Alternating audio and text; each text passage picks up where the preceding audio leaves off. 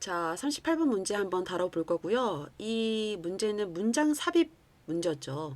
그래서 이제 여기 조금 볼드체로 좀 굵은 글씨로 보이는 이 부분이 주어진 문장이었었고요. 위치는 이제 이 3번 앞에 위치시켰습니다. 자, 이 상태에서 한번 해석을 해보려고 하는데요. 첫 번째 문장 보니까요. it, to, 가주어, 진주어 구문이 나왔네요. 그쵸? 자, 중요합니다. 인지하는 것이 중요합니다. 혹은 인식하는 것이 중요합니다. 자, 무엇을 인식하는 것이 중요하냐면 이 과학이라는 것이 규칙 기반한 절차이지만 이것이 창의적인 과정임을 인식하는 것은 중요하다라고 이야기하고 있네요. 자, 우리가 흔히 생각하기를 이제 과학은 규칙 기반한 절차라고 이야기를 하죠. 왜냐하면 과학에서는 보통 관찰하고 이제 질문하고 가설 세우고 이제 실험하고 분석하고 결론 내리고 이런 여러 가지 정해진 순서가 있잖아요. 과학적 방법 순서가 있는데 그래서 이제 실험할 때는 여러 가지 이런 규칙들 같은 거라든지 기준을 따라야 하는데 그래서 이제 룰 베이스 프로시저 이렇게 부를 수 있는데 근데 그런 규칙적인 틀 안에서도 과학이 창의적인 활동이다라는 것을 지금 강조를 하고 있습니다. 자, 그러면 이 뒤의 내용은 어떻게, 뭐 때문에 과학이 창의적인 과정이라는 것인지를 설명을 해주고 있겠죠. 그렇죠? 자, 가설이 나오네요. 추측이라고 해석을 하셔도 되고요. 원래는 추측인데 여기서 가설로 해석을 한 겁니다. 자, 이 가설은 철학적인 창조물이래요. 근데 만들어졌어요. leather, 다소 신비롭게 만들어졌어요. 우리의 마음에 의해서. 근데 우리가 신중한 숙고라고 부르는 정신적인 계산을 통해서 마음속에서 신비롭게 만들어진 것입니다. 가설이라는 게요. 자, 가설이 무엇인지 좀 설명을 해주고 있네요. 이 앞에 이 앞에 있죠. 이 쿡이 쿡업 이렇게 써져서 만들다라는 뜻인데 쿡드업이니까 만들어진 거죠. 앞에 정확히 이야기하면 being이 생략되어져 있고 일종의 분사구문이라고 생각하시면 됩니다. 그리고 컴퓨테이션이랑 위 이 사이에는 목적격 관계대명사 대시 혹은 위치가 생략되어져 있죠. 이것도 한번 같이 체크를 해주세요. 자, 하지만 이 가설이라는 게 현실에 비춰서 이제 시험이 되기 전까지는 이것은 완전히 지식이라고 부를 수 없고 추측을 나타내는 정보에 불과하다라고 이야기하고 있습니다. 자, 가설에 대해 설명을 하는데 이 가설이라는 것이 진정한 지식이 아니래요. 그냥 추측을 나타내는 정보래요. 그러면 지식은 무엇인지 이 부분이 나오죠. 그렇죠? 그래서 지식이라는 것은 그것의 유용성을 demonstrate, 증명한 것, 입증한 정보를 일컫습니다. 라고 이야기하고 있습니다. 자, 이것은 바로 이제 지식을 얘기하는데요. 이것은 남은 거래요.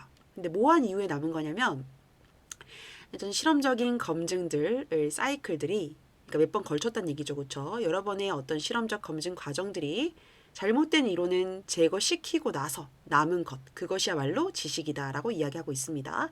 그래서 이 문장은 2번, 3번 이 사이에 들어가면 아주 적절하죠. 그렇죠? 자, 지금 여기까지는 뭐 내용이 그렇게 크게 어려운 부분이 없고요. 이 가설이 계속 입증이 되어야 한다라고 이야기를 앞에서 하고 있었어요. 자, 그 다음 4번 문장 보면 자, 과학자들이 계속해서 자신의 어떤 그 가설들을 테스트하고 자기들의 모델을 수정을 하면서 근데 뭘 하기 위함이냐면 account for 이건 설명하다라는 뜻입니다. 자, 그래서 새롭고 놀라운 데이터들을 설명하기 위해서 자신의 가설을 테스트하고 그다음 자기 모델을 수정을 하면서 일종의 러닝 루프라는 것이 등장하게 됩니다. 자, 근데 이 러닝 루프는 뭐냐면 통계학자들이 베이지안 업데이팅이라고 부르는 것입니다. 라고 설명이 되어져 있네요. 자, 여기에 이 that 있죠, that. 이 관계대명사는 앞에 선행사를 a kind of running loop로 받고 있습니다. 이렇게요. 그래서 일종의 목적격 관계대명사라고 보시면 되겠죠, 그렇죠?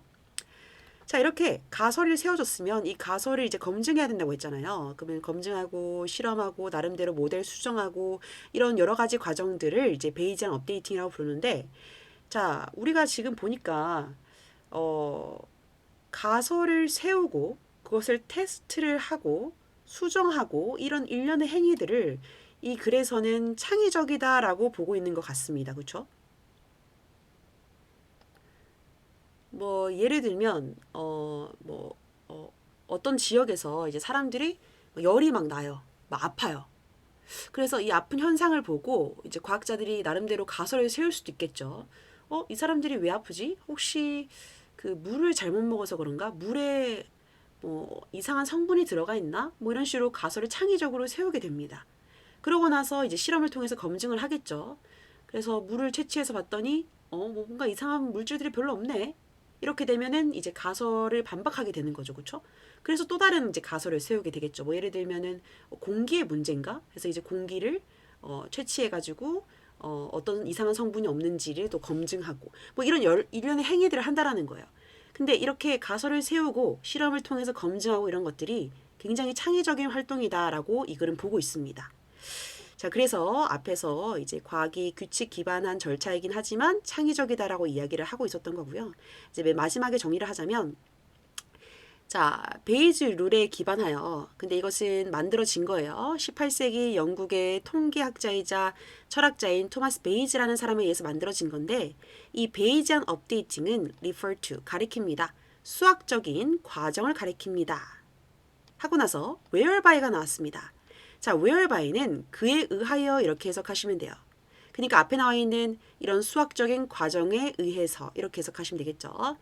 다시 정리하면 베이지안 업데이팅은 수학적인 과정을 일컫는데 이 수학적인 과정에 의해서 받아들여지는 이론이라든지 그런 어떤 예측 모델들이 점점점 정확해지는 거예요. 근데 뭐를 통해서 정확해지냐면 반복되는 테스팅을 통해서 정확해지겠죠. 근데 뭐를 테스팅하냐면 그 이론에 서로 경쟁하는 변형들 이런 것들을 계속 반복 테스트한다라는 겁니다.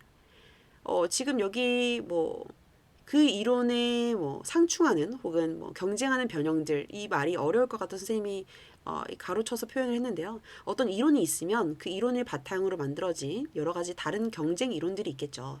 뭐 예를 들면 뭐 지구 온난화를 둘러싸서 이 지구 온난화가 왜 일어나게 되었는지에 대한 이론들이 여러 가지가 있을 거 아니에요. 그 경쟁 이론들을 하나하나 반복적으로 검증해 나가면서 점차 그 예측 모델이나 수용된 이론들이 정확해지는 이 방식을 이제 베이지안 업데이팅이라고 부른다는 겁니다.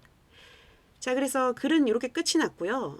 문장 위치는 이렇게 그냥 보시고 정리를 조금 하자면 이 글은 반복적인 검증을 통해서 추론적인 정보, 즉 추측을 진정한 지식으로 바꾸는 베이지안 업데이팅에 대한 내용이었습니다.